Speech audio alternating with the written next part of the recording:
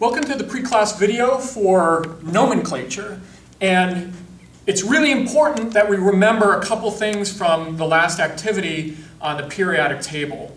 And the main thing is that over on this side of the periodic table we have the metals, over on that side of the periodic table we have nonmetals.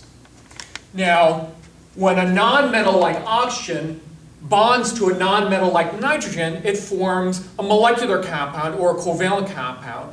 And they have one particular way of naming compounds if they're covalent or molecular.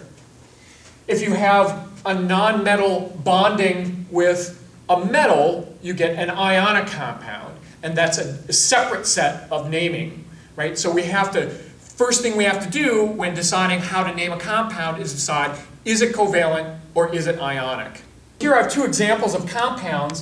In this first one I have sulfur combining with oxygen. And if we look on the periodic table, you'll notice that sulfur is a nonmetal, oxygen is a nonmetal, and so this is a molecular compound.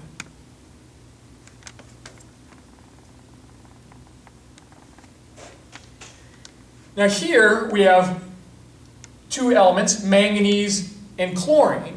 And manganese is a metal. It's one of those transition metals in the middle of the periodic table.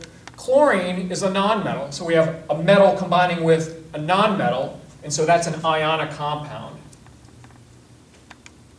And there are different rules for naming molecular compounds than for ionic compounds, so you have to know what kind of compound you're dealing with before you name it.